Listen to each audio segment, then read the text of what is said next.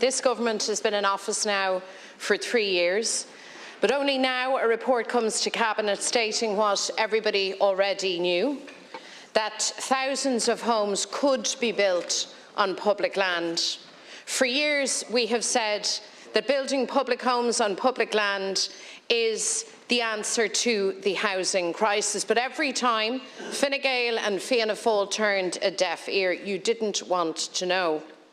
The shocking thing about the report arriving to Cabinet today is that it doesn't present solutions for the current generation desperately seeking to put an affordable roof over their heads. It's about building houses in the future. You'd imagine that we didn't have a housing crisis now, today. There's no plan, no pace, no real attempt to get the job done. The truth is, given the incompetence and inertia of this government, it is our children, maybe our grandchildren, who will be lucky to see these houses built, if in fact they materialise at all.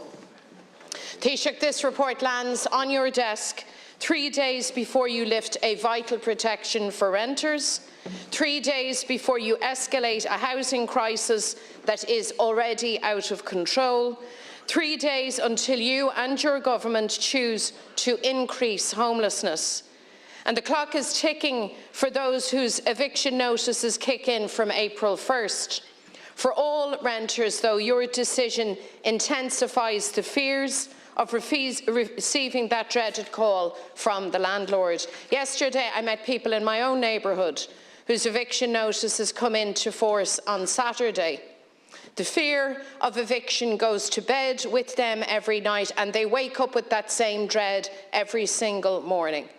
They will be out in a few weeks' time, and they have nowhere to go. Taoiseach, you made this decision without putting any adequate plan in place, and you still refuse to answer the fundamental question: where are people to go? We know that official figures of homelessness represent only the tip of the homeless iceberg.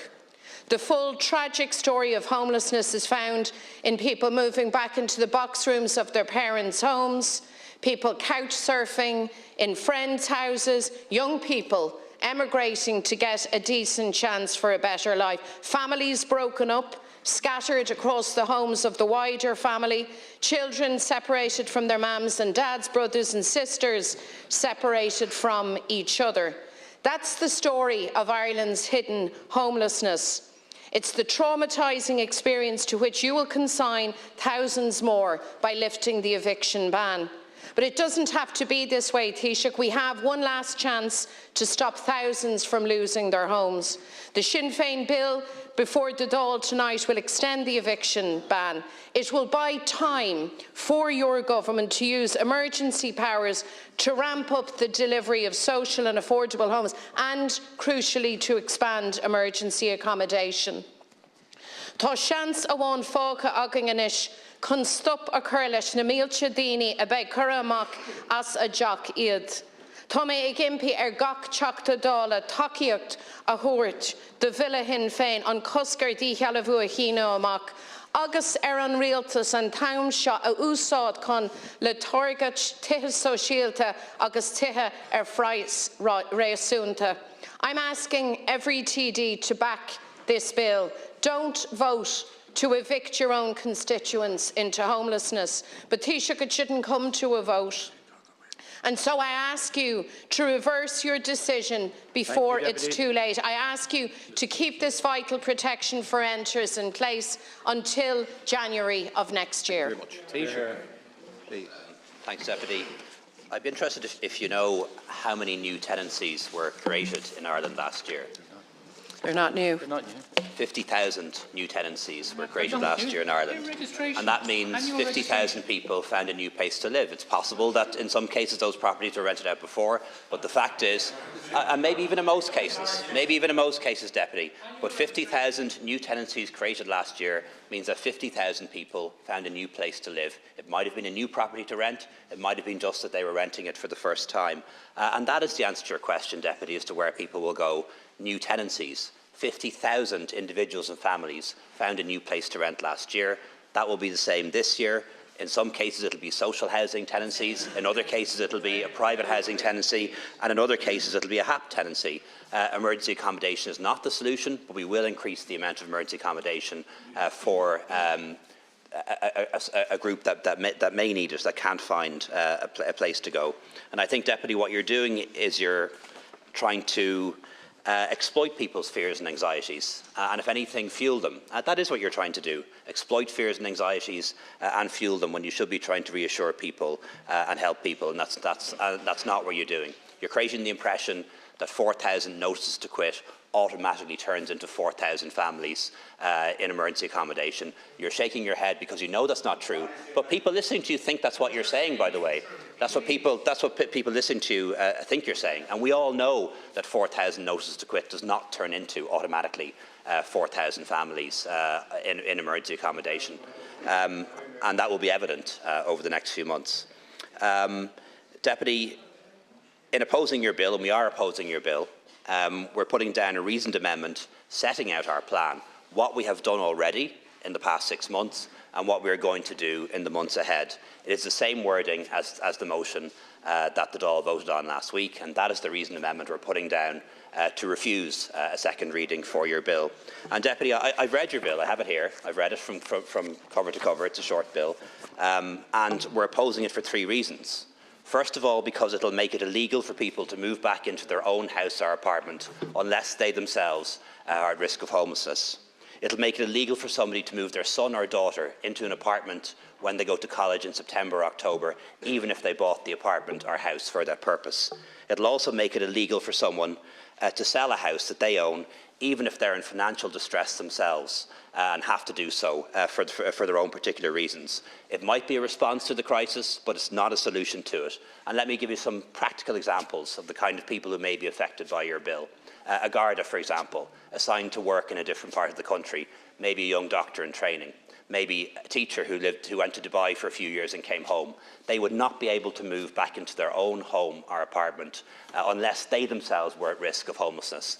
If they had the option of moving back into their parents' house, that's what you would have them do. That's what your bill would do. Secondly, your bill would make it illegal for people to move back into an apartment or a house that their parents bought for them when they go to college. And a lot of people, met somebody in Waterford only a few months ago, bought an apartment in Cork with the express reason of buying it so that their son or daughter could move in there when they went to college.